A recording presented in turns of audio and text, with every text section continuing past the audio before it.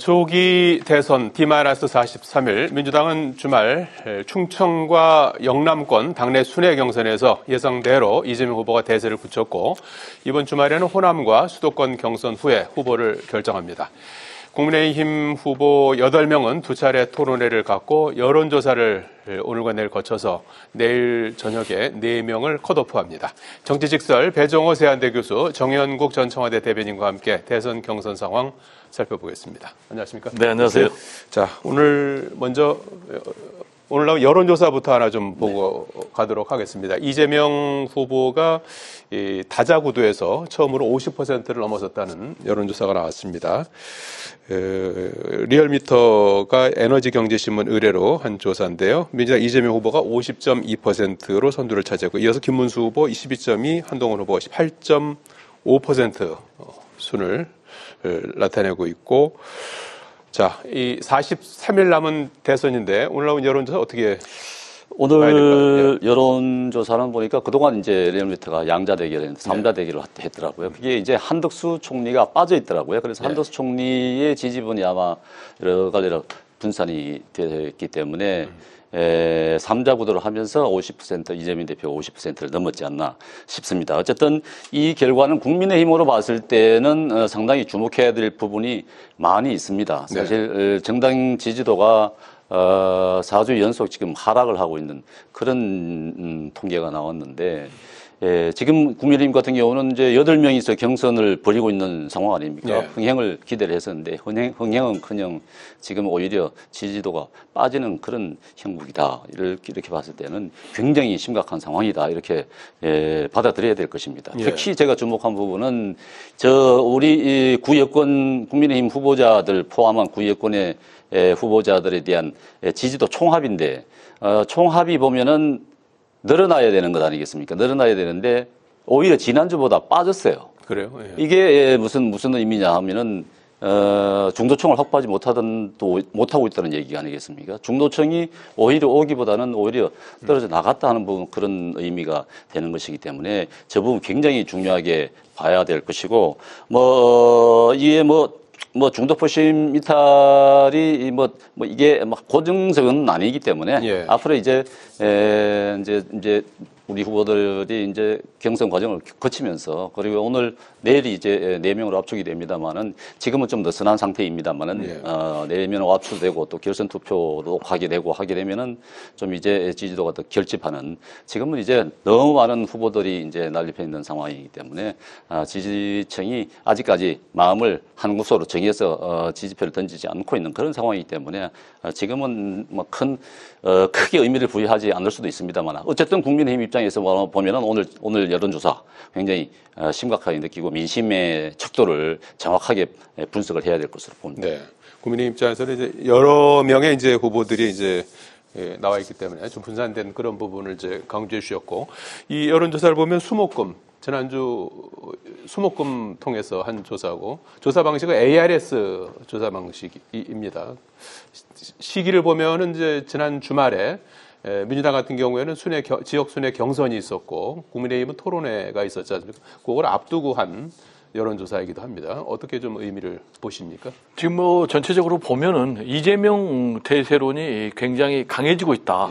이렇게 한마디로 정리를 할 수가 있겠습니다. 이재명의 대세론은 이제 당내 경선에서는 물론이고, 지금 전체 다자대결 구도에 있어서 더 강하게 작동하고 있다. 이렇게 분석이 되고 있고요. 이번 이제 리얼미터 여론조사에 주목할 점은 이제 크게 3가지 같습니다. 앵커께서 말씀하신 대로 첫 번째로는 다자대결 구도에서도 이재명 대표의 지지율이 50%를 넘었다는 것. 그러니까 이게 본선이라면 어떠한 경우에도 이재명 후보가 대선에서 승리한다라는 이제 그런 의미고요. 두 번째로는 이재명의 대세론이 상승세다. 전주보다도 지금 이재명 후보의 지지율이 1.4%포인트 더 높아져 가지고 50%를 넘었다라는 그런 부분을 말씀드릴 수가 있겠고요. 세 번째로는 3자 대결 가상 구도에서도 이재명 대표가 54% 압도적 우세를 보이고 있습니다. 그래서 이른바 빅3라고 하고 있는 뭐 국민의힘, 뭐 김문수라든지 한동훈이라든지 누가 와도 이재명 대표가 54% 압도적 우세를 보이고 있는 것으로 나타나고 있고, 그러면 이제 왜 이런 양상을 보이고 있느냐? 역시 이번 대선의 시대 정신은 내란 종식이다.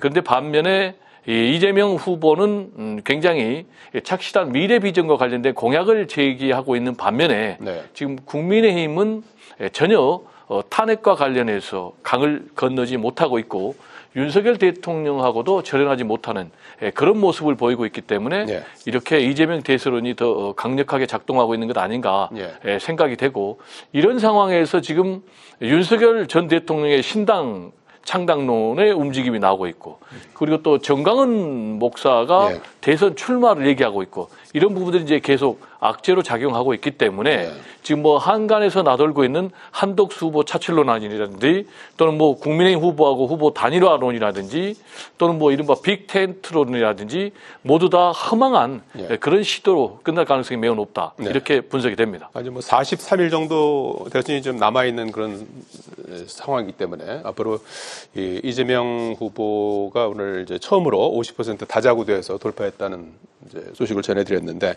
이 굳히기가 이제 계속해서 이어질지 어떤 변화가 있을지 향후에 좀 지켜봐야 될 대목인 것 같고요.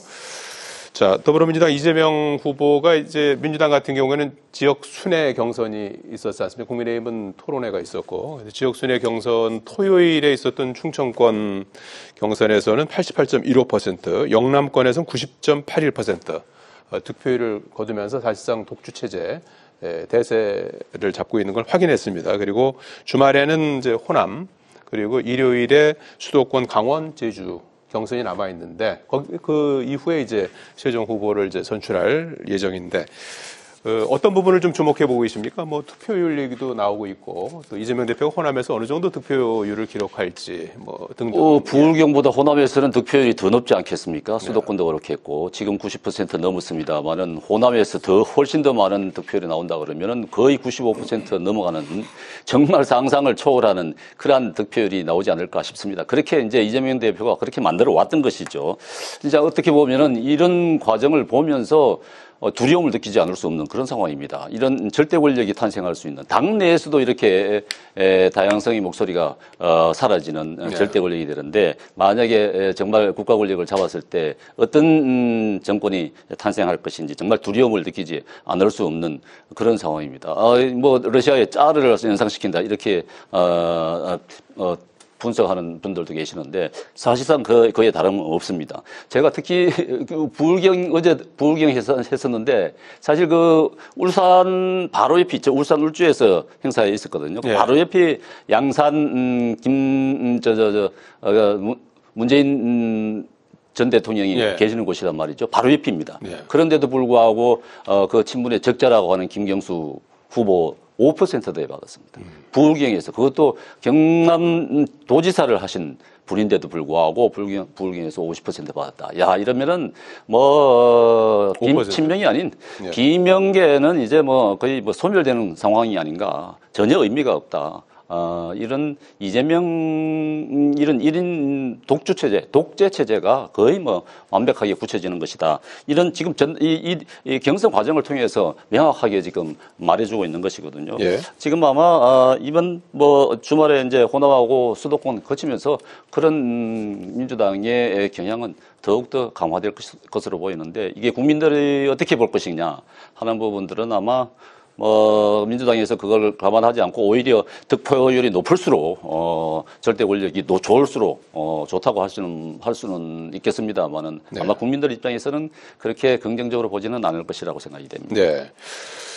일단 지금 민주당 같은 경우에 지금 투표율이 지난 대선 때보다 높아졌다면서요. 그래서 투표율이 높은 것은 이제 뭐 지지층이라든지 해서 지금 상당히 그 결집하고 있다, 이제 이런 분석도 자체적으로 하고 있는 것 같더라고요. 그래서 지난번에 이제까지의 그 민주당 대선 경선에서 김대중 전 대통령의 기록이 78.04%인데 이 기록을 이제 넘어설 수 있을지 이 부분도 좀 포인트인 것 같아요. 지금 이제 전체적으로 보면은 예.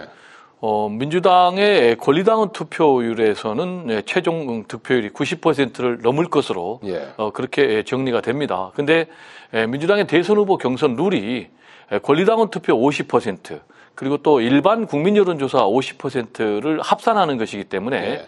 일반 국민 여론조사에서 90%는 넘기 어렵기 때문에 제가 볼 때는 합산하면 최종 이재명 후보의 득표율은 80에서 85% 사이 정도가 되지 않을까 이렇게 전망이 됩니다. 그런데 예. 만약에 80%를 넘는다고 하면 방금 말씀하신 대로 1997년 대선 후보 경선에서 김대중 전 후보가 얻었던 게 이제 78%거든요. 예. 이것보다 이제 훨씬 더 높은 새로운 기록을 쓰게 되는데 실제로 뜯어보면 더 의미가 있습니다. 그게 네. 무슨 얘기냐면 김대중 당시에 민주당 대선 후보가 78%를 얻었던 당시의 룰은 100% 대의원 투표입니다. 예. 근데 지금 이재명 후보의 경선 룰은 50대 50, 국민 여론조사 50%가 들어간기 때문에 예. 만약에 이 78%를 넘는다면 엄청나게 높은 그런 의미를 역선택 방지 조항은 들어가 있는 역선택 방지 조항은 안 들어가 있습니다. 국민의힘은 들어가 있지만 예. 네, 민주당은 들어가 있지 않습니다. 예. 대신 이제 50%가 권리당원 투표가 들어가 있기 때문에 예. 그래서 제가 굉장히 의미가 있다고 보는 거고요. 지금의 흐름의 양상을 보면 전체적으로는 80%를 넘을 가능성이 굉장히 높다. 이렇게 보여지고요. 이렇게 이제 높은 득표율이 예상이 되는 것은 첫 번째 일단 민주당 당원들이 예. 압도적인 몰표를 던지고 있는 것입니다. 압도적인 몰표를 던지고 있는 이유는 지금 이재명 후보 같은 경우에 이런 일방적인 독주 양상을 만들어주는 것이 윤석열 전 대통령이거든요. 네. 검찰권을 동원해서 죽이기에 앞장섰기 때문에 그런 윤석열 정권의 탄압의 피해자다라는 그런 이미지가 하나 있고 또 하나는 그럼에도 불구하고 맞서 싸워서 이겼다라는 그런 리더십의 소유자로 판단하고 있기 때문에 예. 이렇게 압도적인 표를 던지고 있는 것 같고 예. 일반 국민들도 이번 대선의 시대 정신은 내란 종식이다라고 생각하기 때문에 지금 정권 교체 여론조사가 거의 정권 연장보다 2배 가까이 이번 리얼미터에서도 나왔거든요. 그래서 전체적으로 80%가 넘을 것으로 저는 전망하고요. 예. 이런 이재명 후보의 독주 현상은 맞습니다. 말씀하신 대로. 근데 독재라는 것은 전혀 맞지 않습니다. 독재라는 것은 출마를 제한하는 것이고 투표를 제한하는 것인데 네. 출마를 제한했던 것은 윤석열 전 대통령이 실제로 당대표 선거에서 개입을 했거든요. 네. 그래서 윤석열 전 대통령의 리더십이 독재지 이재명 후보의 이런 일방적인 몰표 현상은 전혀 독재하고는 거리가 멀다라는 말씀 좀 드립니다. 예. 민주당은 역선택 방지 조항이 있는 걸로 제가 지금 찾아보니까. 아, 그렇습니까? 네, 그렇습니다. 네. 그렇죠. 자, 국민의힘은 지난 토요일, 일요일 두 차례 걸쳐서 토론회를 하지 않았습니까? A조, B조 이제 4명씩 토론을 했는데 어떤 내용을 좀 주목하셨고 지금 뭐 가장 관심이 되는 것은 이제 4명으로 이제 오늘 내일 여론조사를 거쳐서 내일 저녁에 4명을 발표하지 않습니까? 그래서 3명 정도는 뭐 대체적으로 많은 분들이 이제 얘기를 하고 있고 과연 이제 그렇죠. 네 번째 누가 네 번째가 될지 뭐 세 번째가 될지 모르겠지만 누가 이제 들어갈 거지 나경원 후보하고 이제 안철수 후보 그 두 분의 그렇죠. 거기에 많이 이제 관심을 갖고 있는 것 같은데 다들 거기에 관심이 더 많은 것 같은데 아무래도 보면은 나경원 후보 같은 경우는 이제 전통적인 당내 기반을 확보하고 있기 때문에 당원들 당심이 지금 이번에 투표에서 상당히 작용을 할 거로 보입니다. 물론 1차 투표에서는 100% 일반 여론조사를 합니다만은 그렇지만 돌다 보면은 이제 당원들이 아무래도 관심들이 많고 하기 때문에 거기에 대한 투표 응답률이 굉장히 높을 겁니다. 그렇기 때문에 아마 당심이 많이 반영이 된다고 하면은 나경원 후보가 아마 유리한 부분이 있을 것 같은데 그렇다 하더라도 뭐 예측은 할 수 없는 부분이겠죠. 근데 이제 이번 경선 과정을 보면은 사실 뭐 앞서 리얼미터도 뭐 수치로 나왔습니다만 흥행이 예상했던 흥행이 되지 않고 있다. 이거 참 안타까운 부분입니다. 네. 뭐 8명의 우리 후보들이 나와서 각자 발군의 실력을 발휘하고 있습니다만은 지금 굉장히 조심스러운 것 같아요. 우리 후보들이. 네. 지금 찬탄 8명 가운데 찬탄 만탄 이렇게 4명으로 4대 4로 나뉘어져 있지 않습니까? 이제 지금은 당원들의 뜻을 많이 헤아리다 보니까 일단 여기에서 통과돼야 되다 보니까는 이게 하고 싶은 말도 다 못하고 윤석열 대통령에 대한 부분에 대해서도 그게 이제 본인들이 생각하고 조금 달리 얘기할 수 있는 부분들이 있는 부분이고 이 탄핵에 관련한 부분에 대해서도 굉장히 조심스러운 부분도 있고 이렇게 해서 조심하게 하면서 이렇게 이 토론도 하고 하다 보니까는 흥행이 생기지 않는 것 같아요. 그렇지만 내일 이제 4명이 선정이 되고 이제 본격적인 또 토론이 이루어진다 그러면은 아마 흥행 요인은 분명히 있을 것이고 또 결선 투표까지 간다 그러면은 적어도 상당히 뭐 저희들 같은 경우는 뭐 기대를 해도 되지 않을까 그렇게 보고 있습니다. 예. 내일 이제 4명으로 압축된 이후에는 좀 더 탄력을 받을 것 같다 이렇게 전망을 해주셨는데 국민의힘 토론 내용 중에서 좀 주목해서 보신 부분은 어떤 내용이시고 4명에 누가 들어갈 것 같습니까? 일단 국민의힘의 지금 토론회를 보면 좀 상당히 수준이 낮다, 안타깝게도 이런 평가를 할 수밖에 없습니다. 제가 이렇게 좀 평가를 하는 이유는 첫 번째로 지금 대선 후보 경선이라면은 앞으로 미래의 국가를 어떻게 끌고 갈 것인지 그 비전과 구체적인 방안을 놓고 서로 각축을 벌여야 되는 것 아니겠습니까? 근데 지금 뭐 토론회 주제를 보면은 윤석열 대통령의 탄핵이 잘 됐냐 못 됐냐, 그리고 윤석열 대통령과 절연해야 되느냐 안 해야 되느냐, 그리고 또 이재명 후보와 맞서 싸울 사람은 누구냐, 이런 것만 가지고 얘기를 하고 있거든요. 그러다 보니까 정작 개개인 후보들의 국가 미래 비전은 없거든요. 특히 이제 지금 국민의힘 같은 경우는 내란 수계를 배출하는 그런 정당이라는 오명을 쓰고 있지 않습니까? 그리고 국민의힘이 자꾸 극우화되고 있고, 그러면은 이렇게 극우화되고 있는 그런 국민의힘을 어떻게 개혁할 것인가, 혁신할 것인가, 재건할 것인가, 이런 방안은 지금 전혀 나오지 않고 있다. 심지어는 뭐 가발을 썼니 안 썼니, 뭐 키높이 구두를 신었니 안 신었니, 이런 부분까지 나오는 모습은 국민학교, 초등학교 반장선거만 또 못하다라는 그런 비난을, 질타를 지금 언론에서 하고 있고요. 그러면 이제 앞으로 4명에 누가 들어갈 것인가. 그래서 이른바 빅3는 들어가겠죠. 뭐 홍준표, 한동훈, 김문수. 그럼 이제 나머지 한 장의 티켓을 놓고 나경원, 안철수 두 사람이 각축을 벌이고 있는데 저는 개인적으로 국민의힘 또 그리고 보수의 미래를 위해서는 나경원 후보보다는 안철수 후보가 들어가는 것이 훨씬 낫다. 왜냐하면 지금 안철수 후보는 탄핵이 당연하다 라고 주장을 하고 있는데 지금 나경원 후보 같은 경우는 탄핵이 잘못됐다라고 지금 주장을 하고 있지 않습니까? 그리고 윤석열 전 대통령하고도 확실하게 절연을 해야 된다라는 그런 입장이기 때문에 보수의 미래를 위해서는 안철수 후보가 들어가는 게 나은데 누가 들어갈지는 좀 예측하기는 굉장히 어렵다. 그리고 아까 말씀하신 대로 국민의힘도 그러고 민주당도 그러고 역선택 방지 조항이 공이 들어가 있다라는 부분은 제가 바로 잡습니다. 자, 나경원, 안철수 두 후보 중에서 과연 누가 들어갈지 내일 또 결과 한번 지켜보기로 하고요. 오늘 윤석열 전 대통령이 지금 내란 수계 혐의 재판 2번째 공판에 참석을 했습니다. 1차 때와 달리 오늘 촬영이 허용이 돼서 피고인석에 앉은 윤석열 전 대통령의 모습이 공개가 됐습니다. 그리고 어제 또 사진 한 장이 주목을 끌었는데 지난번 헌재에서 그 재판 받을 때 변호사들이죠. 그분들이 또 나흘 전에는 신당 창당 또 추진하다가 이제 보류한 적이 있었는데 그분들하고 아크로비스타에서 식사하는 사진이 공개가 돼서 이 신당 창당설과 관련해서 뭐 뜻이 있는 게 아니냐 이런 여러 가지 해석이 나오고 있는데 매우 바람직하지 두 장면 어떻게 보셨습니까? 매우 바람직하지 않은데 신당 창당설을 흘린 것 자체도 실체가 있는 것인지 모르겠습니다만은 전혀 바람직하지 않는 일이고 어제 또 그 사진을 공개를 한 그 자체도 바람직하지 않습니다.